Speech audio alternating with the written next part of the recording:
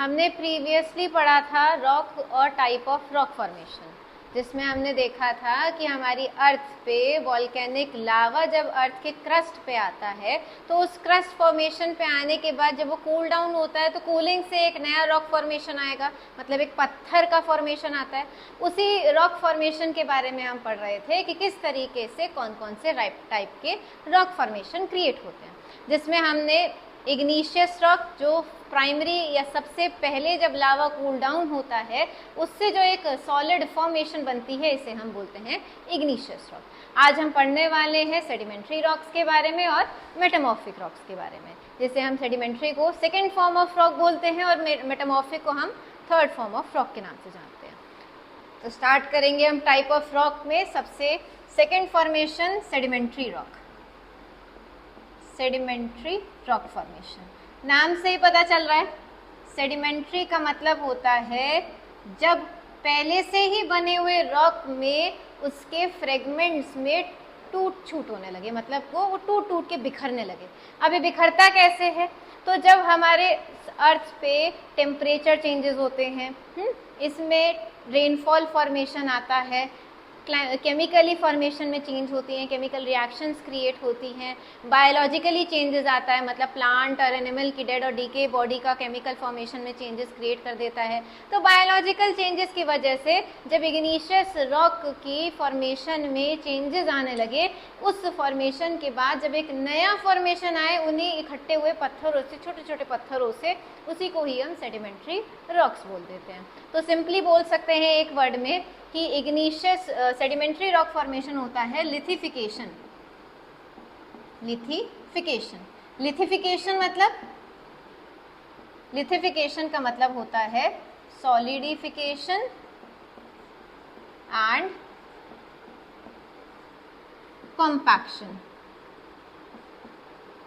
Solidification and compaction मतलब कि जब ये इग्निशियस रॉक था, इस इग्निशियस रॉक के फ्रेगमेंट्स, पार्टिकल्स एक जगह इकट्ठे होने लगे और फिर वो layer by layer cool down होके एक नया हार्ड रॉक फॉर्मेशन क्रिएट कर दे। इसी को ही हम सेडिमेंट्री रॉक बोल देते हैं। अब ये रॉक फॉर्मेशन का ये लेयर बाय लेयर इकट्ठा होना, या फिर हम कह सकें कि ये छोटे छोटे पार्ट में टूट क्यों रहे हैं, तो ये फॉर्मेशन चेंज हो रहा है डेन्यूडेशन। डेन्यूडेशन, ये क्या होता है?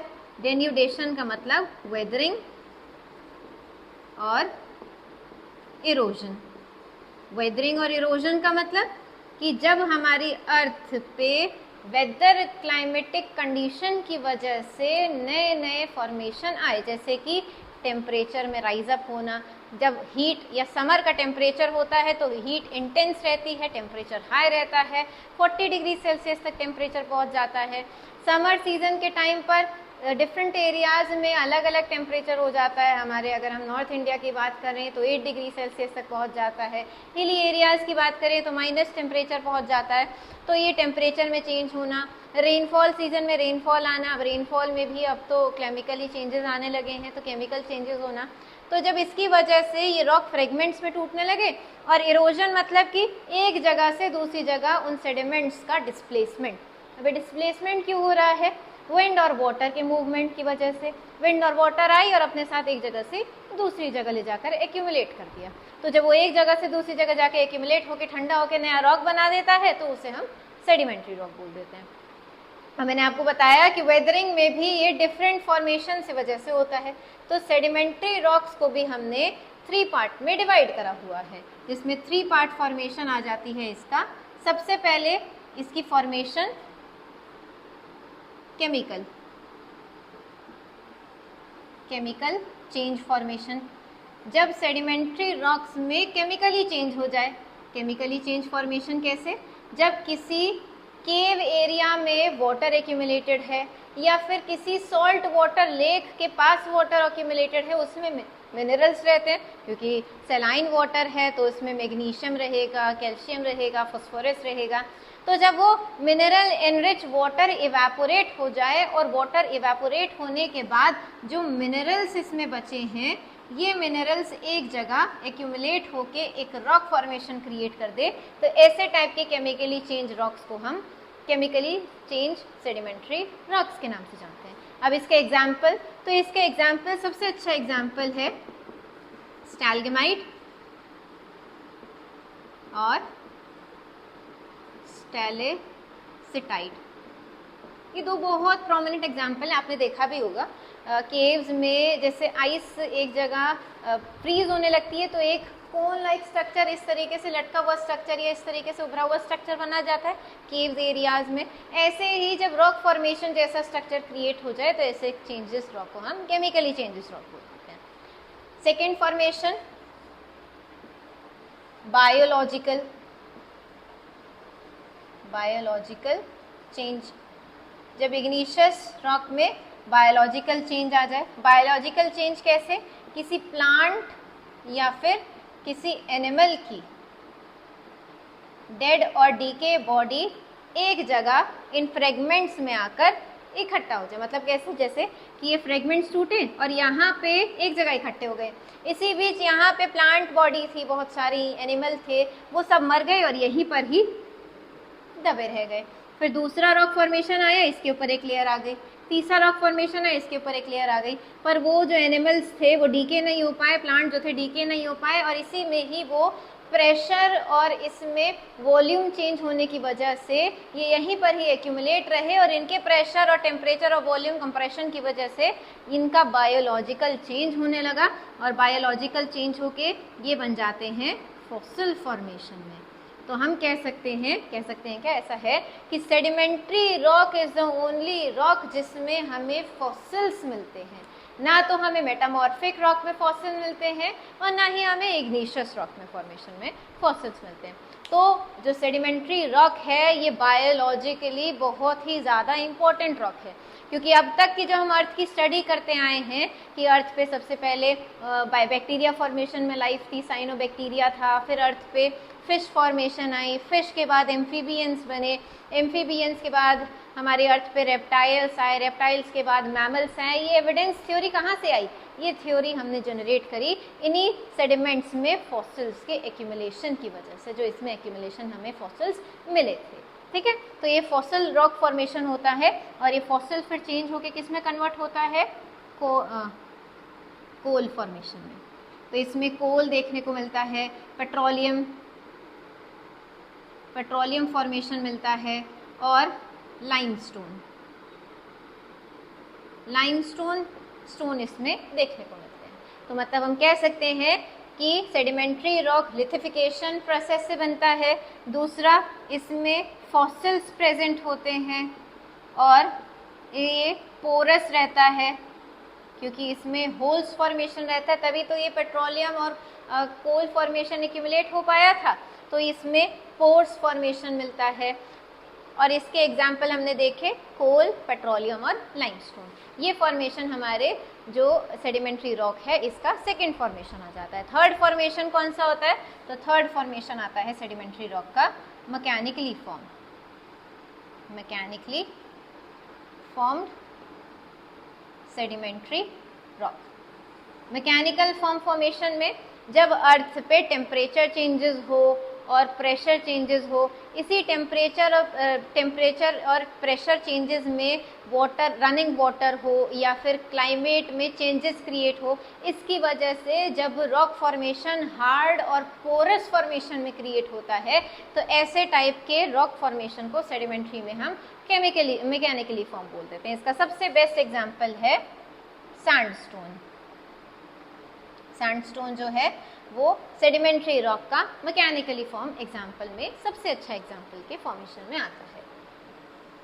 ठीक है, तो सेडिमेंट्री रॉक हमने पढ़ा। तो सेडिमेंट्री रॉक की हमें क्लासिफिकेशन देखने को मिली, जिसमें हमें सबसे पहला मिला कि ये इग्निशियस रॉक के लिथिफिकेशन से बनता है। लिथिफिकेशन किस वजह से हो रहा है? डेन्यूडेशन प्रोसेस की वजह से। फिर इसमें हमने देखा कि इसमें बहुत सारे फॉसिल्स रिमेन्स देखने को मिलते हैं, तो ये फॉसिल फेरस स्टोन स्ट्रक्चर होता है जिसमें फॉसिल्स हमें मिलते हैं, एविडेंस हमें मिलता है। थर्ड, ये पोरस फॉर्मेशन में रहता है, मतलब इसमें माइन्यूट पोर्स रहते हैं, होल्स रहते हैं, जिसकी वजह से यहाँ पे क्रूड ऑयल फॉर्मेशन एक्यूमुलेट हो पाती है, ग्राउंड वाटर एक्यूमुलेट हो पा जाता है, जैसे हम ग्राउंड वाटर रिचार्ज बोल देते हैं कि रेनफॉल हुआ, अर्थ के फॉर्मेशन पे आया, क्रस्ट पे आया, और उसमें से ही वो पोर्स में से स्ट्रेन होते हुए, जैसे हम छन्नी में से स्ट्रेन करते हैं, ऐसे ही स्ट्रेन होते हुए अर्थ के एक लेयर में जाकर एक्यूमुलेट हो जाए। तो ग्राउंड वाटर रिचार्ज में काफ़ी ज़्यादा हेल्पफुल होते हैं। और एक चीज़ और कि जो सेडिमेंट्री रॉक है, अगर इसका कॉम्पोजिशन देखेंगे क्रस्ट पे, तो ये हमारे क्रस्ट का 75% एरिया जो है, एरिया ऑफ क्रस्ट, वो सेडिमेंट्री रॉक से बना है। और अगर वॉल्यूमली देखा जाए तो वॉल्यूम के अकॉर्डिंग ये 5% वॉल्यूम को रिलेट करता है हमारे अर्थ के क्रस्ट से। ठीक है, तो ये सब था हमारा सेडिमेंट्री रॉक के बारे में। ठीक है, हमने इग्निशियस रॉक में इसके थोड़े से इकोनॉमिक बेनिफिट देखे थे कि इकोनॉमिकली इग्निशियस रॉक कहाँ यूज होते हैं। तो सेडिमेंट्री रॉक की बात करें तो ये ज़्यादा बेनिफिशियल नहीं होते इकोनॉमिकली, और बेनिफिशियल फॉर्मेशन में कोल इसका काफ़ी इंपॉर्टेंट फॉर्मेशन आ जाता है इकोनॉमिकली। पेट्रोलियम इकोनॉमिकली काफ़ी अच्छा फॉर्मेशन आ जाता है। यहाँ सैंडस्टोन और लाइमस्टोन की बात करें तो ये बिल्डिंग मटेरियल के फॉर्मेशन में ये इकोनॉमिकली बेनिफिट क्रूशल हो जाता है। ठीक है, वहीं पर ही देखें तो ये सभी चीज़ें हमारी सेडिमेंट्री रॉक फॉर्मेशन है। अब आते हैं थर्ड रॉक फॉर्मेशन, जिसे हम मेटामॉर्फिक के नाम से जानते हैं। Metamorphic rock. मेटामॉर्फिक रॉक का मतलब क्या होता है? मेटामॉर्फिक का मतलब होता है चेंज ऑफ फॉर्म। जब रॉक के फॉर्म में चेंजेस हो जाए तो इसको हम मेटामॉर्फिक के नाम से जानते हैं। चेंज किस में हो तो इसमें चेंज या तो इग्निशियस रॉक से डायरेक्टली मेटामॉर्फिक रॉक चेंज होके बनता है, या फिर सेडिमेंट्री रॉक का रिक्रिस्टलाइजेशन या रीऑर्गेनाइजेशन से मेटामॉर्फिक रॉक की फॉर्मेशन होती है। हम कह सकते हैं मेटामॉर्फिक रॉक एक ऐसा रॉक है जो डायरेक्टली इग्निशियस रॉक में चेंजेस हो या फिर सेडिमेंट्री रॉक में चेंजेस हो, तो उसके चेंज होने पर जो मेटामॉर्फिक रॉक वाली कंडीशन क्रिएट होती है। पर अभी हमने पढ़ा कि इग्निशियस रॉक के चेंज से सेडिमेंट्री रॉक बनता है, तो यहाँ पे मेटामॉर्फिक कैसे बन गया? तो जब हार्श कंडीशन क्रिएट हो जाए, जैसे कि थर्मल एक्सपेंशन। थर्मल एक्सपेंशन कैसे? हमने इग्निशियस में पढ़ा था कि इग्निशियस 3 टाइप के होते हैं। एक तो क्रस्ट के अपवर्ड फॉर्मेशन में क्रिएट हो जाए तो इसे हम एक्सटर्नल इग्निशियस रॉक बोल देते हैं। वहीं पर ही अगर क्रस्ट के इनसाइड में फॉर्मेशन हो, ज़्यादा डेप्थ में ना हो तो इंटरमीडिएट, और ज़्यादा डेप्थ में हो तो प्लूटोनिक बोल देते हैं। वहीं पर ही मान लेते हैं ये हमारा क्रस्ट है, यहाँ पे ये फॉर्मेशन ऑफ रॉक इग्निशियस था, यहाँ पे इंटरमीडिएट या प्लूटोनिक फॉर्मेशन। यहीं से ही एक क्रैक से लावा मूव हुआ, और ये लावा मूव होके इस इवेंट में ही इनक्लोज रह गया। तो इसके आसपास इस लावा की वजह से टेम्परेचर चेंज होगा, तो ज़्यादा हार्श टेम्परेचर होने की वजह से igneous rock directly metamorphic rock में भी कन्वर्ट हो जाता है।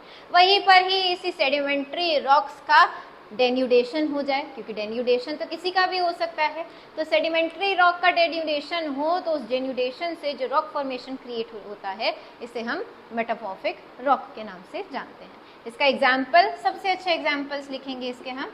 स्लेट इसका एग्जाम्पल है, मार्बल इसका एग्जाम्पल है, और क्वार्ट्जाइट